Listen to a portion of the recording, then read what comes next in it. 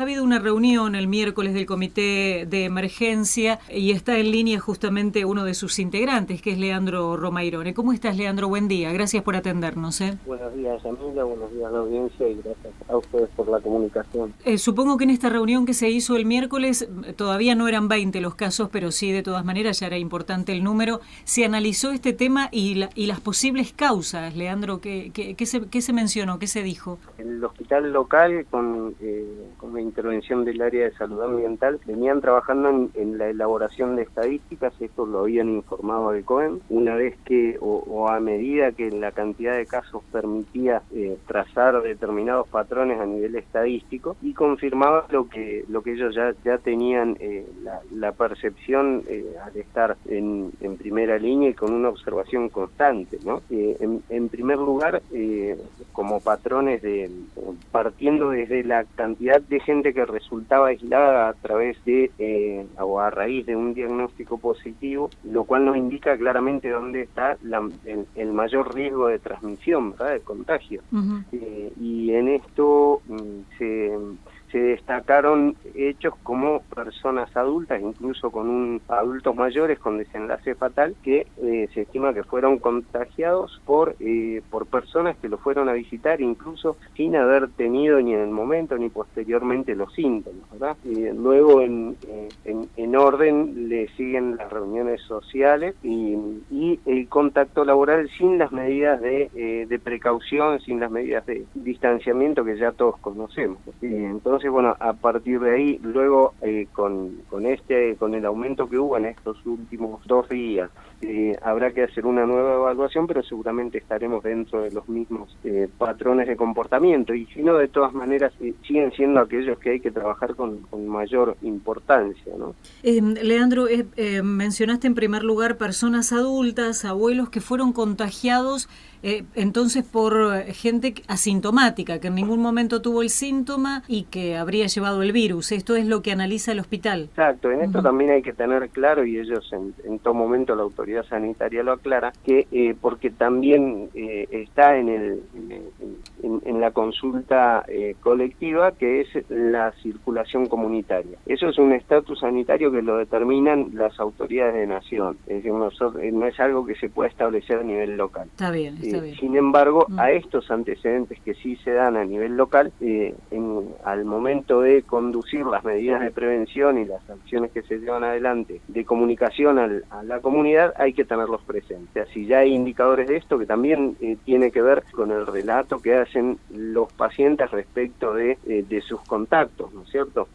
Pero bueno, por lo pronto entendemos que toda persona que en la localidad hubiera manifestado síntomas y va a consulta termina siendo diagnosticado como un caso positivo, porque los estudios se hacen. Entonces, el hecho de considerar la posibilidad de que personas que no manifestaron síntomas pudieron contagiar es claramente un indicador que en otros lugares se dio de la misma manera, y que tenemos que tenerlo en cuenta a la hora de ser cautos, ¿no?, de aplicar todas las medidas de prevención que ya se han dado a conocer. La verdad que entendemos que de manera suficiente, con lo cual ya no estamos hablando de una cuestión de falta de información, sino simplemente de ser conscientes en el cumplimiento. Claro, de gente que no le importa, que no respeta, de todas maneras.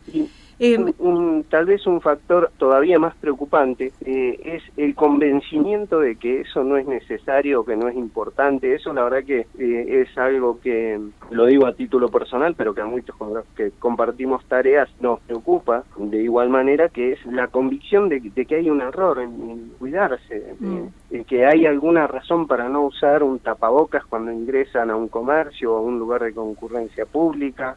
Bueno, cosas que la verdad que resultan difíciles de creer, pero que en la calle, aunque en una minoría, se observan. Leandro, creo que ya lo hemos mencionado, pero conviene repetirlo, para que se defina que hay circulación comunitaria, ¿qué es lo que hace falta? Porque me parece que en otras localidades ya con 20 casos esta definición y la vuelta atrás con algunas medidas se ha dado. Por ejemplo, en el Valle Medio de Río Negro, cuando hubo varios casos en Chuele y en Beltrán. Bien, primero que nada vuelvo a lo que decía al principio, que es una definición que toman las autoridades sanitarias de la nación. Sí.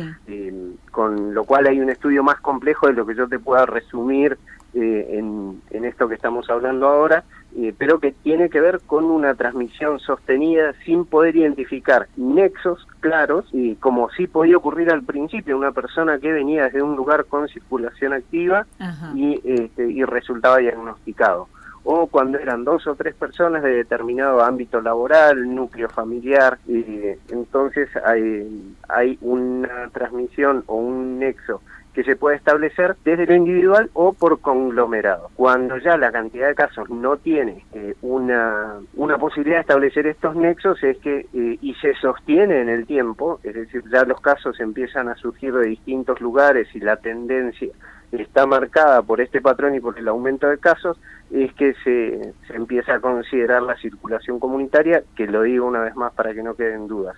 Esto es una evaluación profunda de autoridades de salud.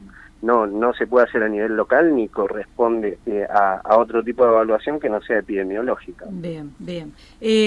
Bueno, conviene recordar siempre las recomendaciones, lo que estamos diciendo cada semana aquí desde la radio, lo de cuidarse, lo de los contactos estrechos, esta costumbre que ahora que empiezan los días lindos, comienzan los chicos y adultos, ¿no? A concentrarse masivamente allí en la plaza con todo lo que implica, compartir el mate y demás. ¿Se mencionó en algún momento de la reunión, Leandro, la posibilidad de pedir que se restrinjan algunas actividades? Digo porque le comentamos a la gente que en el comité de emergencia también hay representantes del hospital de El Bolsón. Sí, desde luego la directora del hospital, que es la autoridad sanitaria local, siempre está presente en las reuniones, con parte de su equipo técnico y con su equipo de trabajo, participan desde luego de todas las reuniones, y además hay un flujo de comunicación permanente, ¿no? Si bien, respondiendo a esto de la posibilidad de cerrar actividades,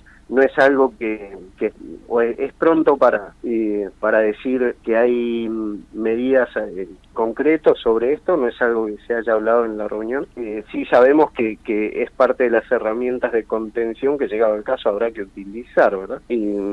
Pero lo que sí hay que destacar es que, en relación a estos casos que son los que a todos nos llaman poderosamente la atención mirando el contexto, es la conducta de los jóvenes. Y creo que a medida que avanzamos en la cantidad de casos, tenemos que prestarle atención a indicadores como que, por ejemplo, entre los últimos enfermos hay adolescentes y niños. Entonces, si creíamos que esto estaba reservado a adultos que viajaban o que trabajaban en actividades de riesgo, eso también lo tenemos que rever, hay que mirarlo de otra forma. Hay niños contagiados, entonces entrar como padres a revisar a qué estamos exponiendo a nuestros hijos cuando, lógicamente y por motivos que son entendibles, les permitimos no solo la recreación libre, que es sana y necesaria, sino que además consentimos que se adopten conductas que son riesgosas, ¿sí? Esto de compartir el mate, lo que vemos todos, ningún un muy bajo índice de uso de tapabocas, cuando es una medida totalmente simple, no estamos hablando de algo costoso, es simplemente tomar conciencia de la importancia que tiene para protegerse a sí mismo y al núcleo familiar, y en este caso los padres. Y sobre los niños creemos que ahí hay un punto de inflexión, sobre todo para proteger a una de las franjas de edad más vulnerables. ¿Se pensaron, a propósito de este grupo etario, herramientas, pero más bien pedagógicas o de acompañamiento, debido también a cierto cansancio que puede haber en la población por toda esta situación que ya llevamos meses viviendo? Sí. De hecho, ya hace me animo a decir un poco más de un mes y 10 días, el hospital, junto con las autoridades sanitarias de provincia y con la intervención de profesionales de salud mental y adolescencia, definieron estrategias de comunicación orientadas hacia adolescentes y jóvenes. Y a partir de eso sí hizo toda una acción de comunicación. En el último tiempo, en las últimas 2 semanas, se conformó una mesa técnica en el hospital local, donde parte del comité de ética del hospital y autoridades de deporte municipal y de comercio municipal justamente abordaron la apertura de actividades deportivas que, respetando los protocolos sanitarios, permiten generar los espacios donde también los jóvenes y niños puedan estar contenidos, para hacer actividades sin que esto implique aumentar significativamente el riesgo de contagio.